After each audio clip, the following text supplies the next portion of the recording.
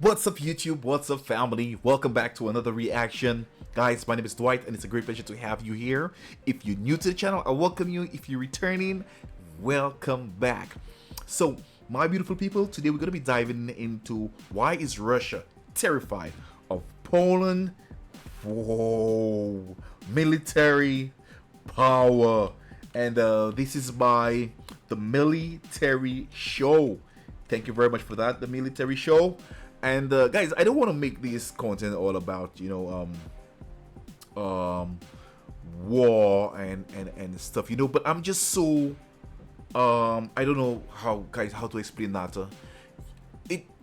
I just believe like I was part of Poland during World War II, and I just have that love for the Poles, and seeing that there, the uprising and the resilience, and they're building up their military right now, guys. That just brings so much joy to me, because what is happening on the other side of the world, it's affecting me in the Caribbean. You know that, and I just need that to stop. That just needs to stop. All what Russia is doing, it's affecting me, guys. I don't get rice, I don't get sugar, I don't get flour, so it has a big impact on the rest of the world, so I am excited to see how that goes. But you guys know more about this than I do, so please feel free to leave your suggestions, engage with the audience, because we're all about that on the channel. And if you like the video, don't forget to like, subscribe, and share with your friends and your families, and make sure you hit that notification bell. Alright, so without any further ado, let's dive right in.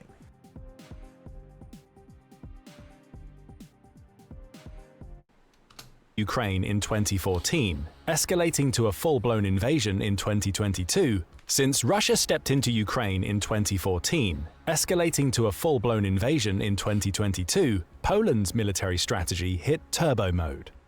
Joining NATO back in 1999, it wasn't clear Poland was gunning to be a major military force in Europe. But times have changed. Poland is on a mission, boosting its defense spending to an unprecedented 4% of its GDP by 2024. Nice. That's a bigger slice of the budget pie than any of its NATO allies are dishing out, dedicating more than half to acquiring the latest gear. But this isn't just about numbers, it's a clear signal. Poland is determined not to stay in the shadows of its powerful neighbors. With eyes on becoming the leading military force in Europe, Poland is upping its game, investing heavily in modernizing its arsenal. But ambition and reality don't always align smoothly. As Poland gears up, let's dive into the transformation of its forces, the goal to become Europe's top dog in defense, and challenges this ambitious leap forward entails. Poland isn't just another piece on NATO's chessboard, it's a key player. But what makes it stand out? As Europe's sixth largest economy and the heavyweight on NATO's eastern flank, Poland's role is more than just national defense. It's about being a steadfast guardian for its smaller allies, like the Baltic states. The nation's military strength is not merely for show, it's a critical component of NATO's collective security, offering crucial support to those on the front lines of potential conflicts. Nice. Geography shapes destiny, especially in military terms, and Poland's prime location serves as a crucial chess piece in NATO's strategic playbook. Here's why. Poland sits on the southern side of the Suwalki Gap, the roughly 100-kilometer border between it and Lithuania that straddles the trajectory between the heavily fortified Russian enclave of Kaliningrad in the west and Moscow's vassal state of Belarus in the east. A strong Polish military is therefore crucial to the security of the Baltic states, as a pincer movement between Kaliningrad and Belarus could cut them off from their NATO allies by land. Although Sweden's official entry into the alliance in March 2024 has since relieved some of the security pressures by opening an alternative route of supply and reinforcement through the Baltic Sea. Even without such a pincer movement, Poland faces threats from both the north and east in Kaliningrad and Belarus, both of which host some of Russia's nuclear weapons on their respective soils. The Poles do not have the luxury of being buffered as the Western European countries in NATO do. Warsaw must have a strong military to provide deterrence and, if need be, self-defense. The Polish military in some ways resembles Ukraine's, with a mixture of Western and Soviet-era equipment, although because of its long-time NATO membership, Poland is in a stronger starting position to complete its modernization and integrate the new equipment with modern doctrine. As of January 2024, the Polish military is ranked 21st out of 145 countries listed in the Global Firepower Index. Its current military is composed of 202,100 active personnel and 350,000 in reserve. Poland plans to increase the size of its active duty army to 300,000 by 2035, which would make it the largest army in Europe. Wow. The new troops will enable Poland to create 6 armored divisions. In comparison, France and Germany only have 2 of these, while the United Kingdom has just 1. There is an additional 50,000 paramilitary troops for Warsaw to call upon. In the event of a wider confrontation, which calls for conscription, Poland has a total population of about 40 million, with 18.6 million in available manpower reserves. Of these, 15.2 million are considered fit for military service. About 455,000 people reach military age on an annual basis. According Oh, wow. Wow. It looks like Poland is going to take that whole 40 million, man. My God, that's amazing. That's amazing. And to see how the people, you know, wow, Russia and Poland, you know, have this long history of conflict, guys, dating back to the Polish Lithuania Commonwealth and the partitions, you know, and this has been going on for too long right now, man. Too long. So it's about time.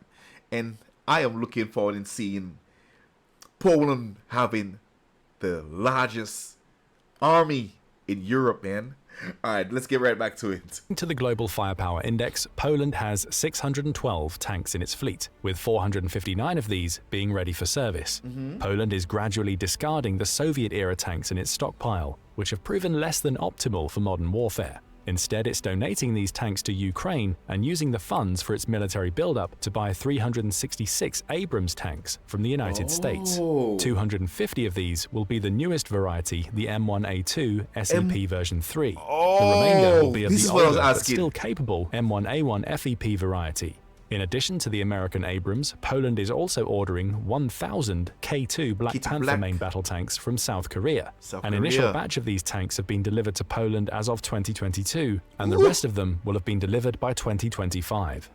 Poland has obtained a license from the South Koreans to produce 820 of the tanks from domestic manufacturers. The license will be valid for 10 years and be a welcome way for Warsaw to increase its homegrown defense manufacturing capability. Indeed, voices within the country are warning that the domestic defense industry should not be allowed to atrophy because of all the purchases of foreign military equipment. The South Korean license helps to ensure that outcome will be avoided. Poland has 13,956 other military vehicles in service, with 10,467 of these being ready for a deployment. Poland plans to add 1,000 of its domestically produced Borsuk infantry fighting vehicles to its fleet, alongside an additional 400 auxiliary versions, i.e. specialist vehicles based on the Borsuk chassis design. Warsaw's order of these units is meant to replace the Cold War-era BWP-1, a domestic redesign of the Soviet BMP-1.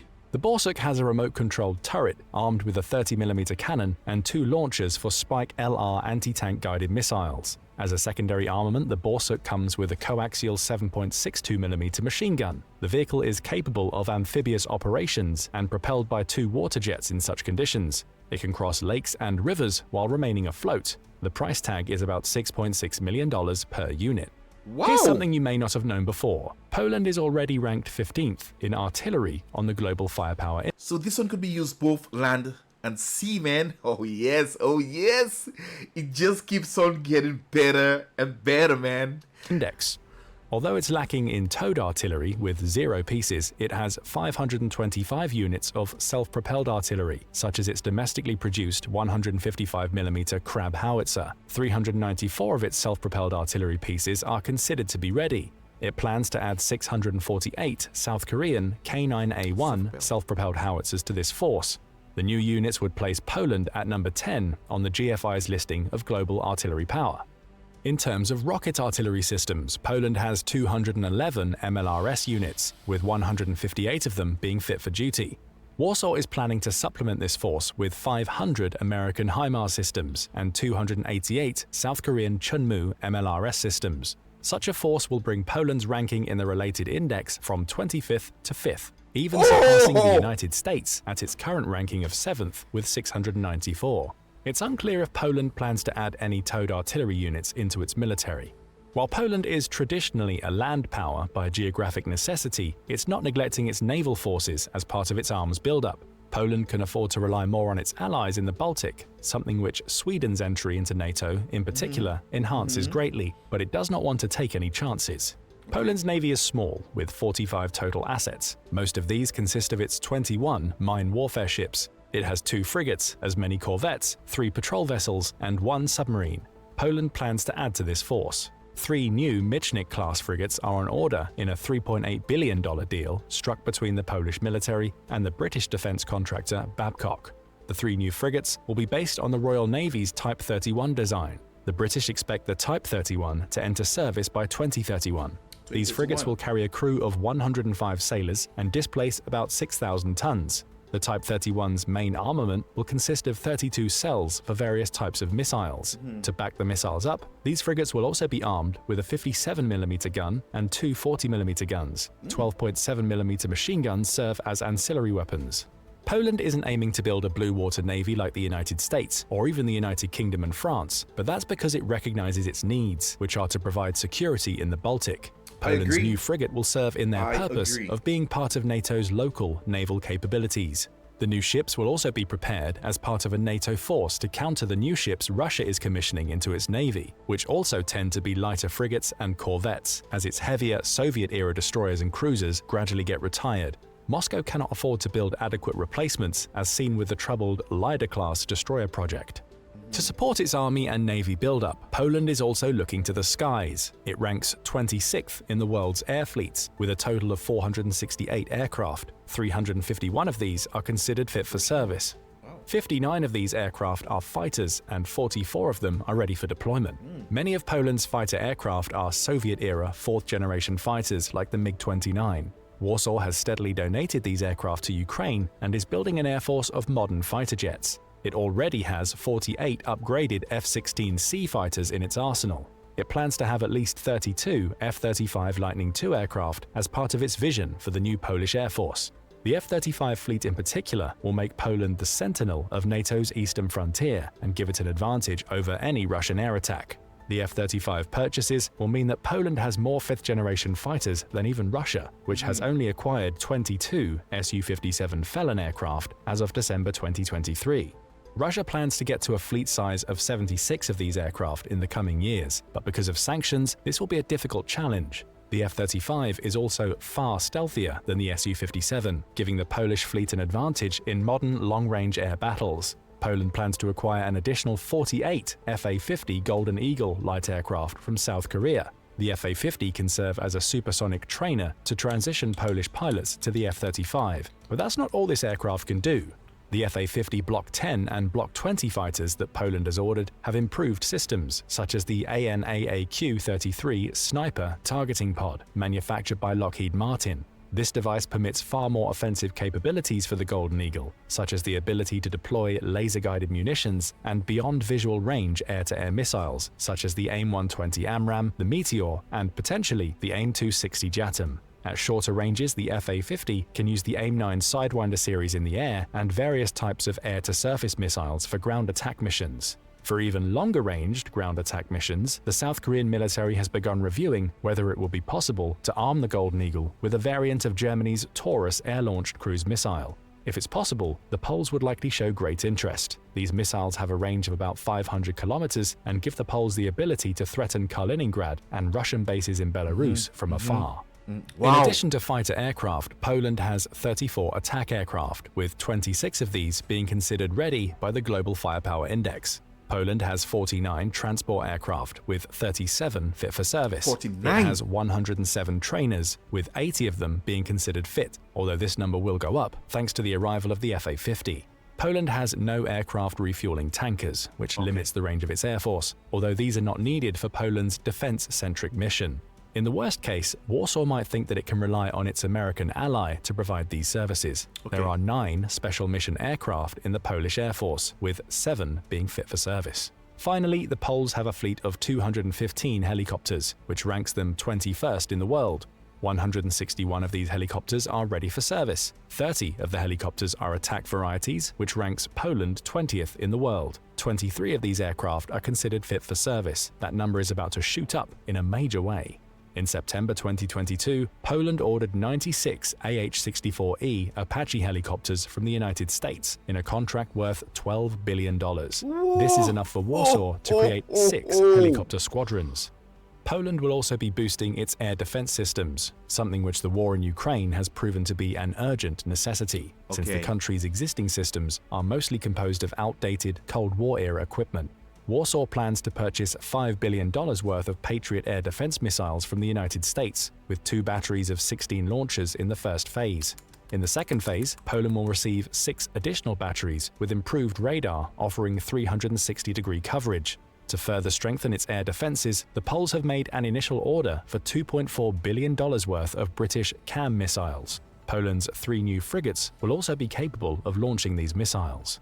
Poland is also looking to improve its shorter-range air defenses. As part of this project called Naru, the Polish military will receive 23 short-range air defense batteries, comprising a total of almost 400 launchers, with missiles that can hit targets between 25 and 50 kilometers away.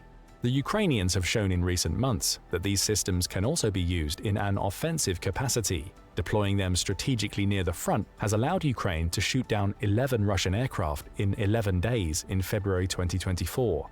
If Russia was hesitant to use its aircraft against the Ukrainians, Poland's new air defense systems will be that much more of a deterrent for Moscow's plans. Because of Poland's economic growth, it's in a much better position to afford a modern military than the rest of its NATO allies in Eastern Europe. However, that does not mean that the new armament program will be easy for Warsaw to handle, and there is no guarantee of success in the way the Polish government envisions. For example, just because Poland desires to spend a lot of money on acquiring new equipment does not mean it will easily be able to integrate it into its armed forces. Training and adjustment will come with their own challenges. The money is also not guaranteed. Paying for the new firepower will be challenging despite Poland's newfound wealth, even with a $2 billion loan from the United States. $60 million of this American loan is provided as foreign military financing, which supports urgent procurements of defense articles and services from the United States. This $60 million will help to ensure that Poland can get more favorable terms for the total loan, but we will need to see if it can actually do so. Poland also recently experienced a change in government, with the previous ruling Law and Justice Party losing a few dozen seats in the country's parliament and Donald Tusk emerging as the new prime minister as part of a coalition. The military buildup was a central policy of the previous government. The previous deputy prime minister, the influential Jarosław Kaczynski, had planned on spending as much as 5% of the country's GDP on defense within the next decade. Although the invasion of Ukraine has made the necessity for a strong defense clear, especially for the historically aware Poles, it remains to be seen if the new government will carry through the build-up to the extent that the Law and Justice Party had planned. Perhaps the bigger challenge that comes with the military build-up for Poland is what Warsaw will have to give up in exchange for the increase in the capability of its armed forces. The new military spending, Zulda warns, by necessity assumes an increase in GDP. While Poland has averaged a growth rate of nearly 4% since the end of the Cold War in 1991, that's not guaranteed to remain the case over the time span that Warsaw envisions for its arms build-up, especially since GDP growth tends to decline once a country is more developed. In 2024, the International Monetary Fund estimated that Poland's GDP would grow at a rate of 2.5%, significantly down from earlier projections of 3.1%. Zulda's report also warns that Poland's level of military spending would see other priorities go unmet, with weaknesses in the healthcare and education sectors in particular. Inflation is also a problem. In January 2023, Poland had reached an inflation rate of a staggering 17.2%. Such high price increases add to political instability and questions the feasibility of such a large increase in military spending at the expense of civilian sectors of the economy. In his report, Zulda also raises doubts about the viability of the second source of funding for the military buildup, which is Poland's Armed Forces Support Fund. This entity is supposed to issue bonds to raise the money needed to make the equipment purchases and recruit the new troops. While there do not seem to have been problems with raising the money so far, one cannot guarantee that investors will be eager to buy such bonds forever. Perhaps the most challenging aspect of Poland's military buildup is in the recruitment of the personnel needed to fill the ranks and operate the new systems. Poland's population is shrinking. Demographers with the World Population Review expect Poland's current population of about 40 million to shrink to about 38 million people by 2035, the date Poland aims to complete the recruitment of its new 300,000-man active army. However, recruiting these new soldiers could be a challenge, and there will be a steadily shorter supply of available manpower in the coming years. The country's changing demographics will also require a proportional greater share of the national wealth to be spent on elder care, leaving less money available to support the military. Poland's rush to expand its military power in response to recent geopolitical developments is understandable. Its history with Russia is long and painful, and it's the most significant NATO country on the alliance's eastern flank. Its rapid military buildup would see it re-emerge as Europe's sentinel opposed to an expanding Russian presence, a task it was forced to carry out as late as 1920, when it stopped the expansion of Soviet Bolshevism into Eastern Europe with its crushing victory at the Battle of Warsaw that summer. Poland intends to make sure that it can do such a thing again. There is no doubt that the Polish military will be much more capable than it was by the end of the 2020s compared to when the decade began. Significant obstacles remain in the way of Poland acquiring as much military power as it wants to, however. What do you think of these obstacles? Will Poland be able to become the most powerful military on the European continent within the next decade, as it intends? Don't forget to let us know in the comments. Also, make sure to hit the like and subscribe buttons to support the channel and for more military analysis from military experts. Now go and check out how Poland is preparing for full-scale war against Russia, or click this other video instead. Well, I would more see that Poland is defending themselves from Russia. You know, now Poland is in the perfect location. You know, the location that they're in, it makes it a strategic point of access to Central and Eastern Europe. You know, and it's amazing to see how much Poland have advanced, and they're even looking to advance even furthermore, man. Wow, guys, I'm here. If you're looking for anyone else to join the army, you know, please send me that invitation. Yeah. All right, so guys, I hope you enjoyed the reaction. Hope you enjoyed the video. If you do, please like, subscribe, share with your friends and your family. You know, that definitely help us out on our channel. Like he said, guys, this is where I come to the end. I'm gonna leave the original link down in my description. I'll see you back on the next. Today I will be staying in Poland, so stick around for that. All right, so I'll see you back. Have yourselves a wonderful day. Stay safe out there, guys, and don't forget to share the love, not the hate.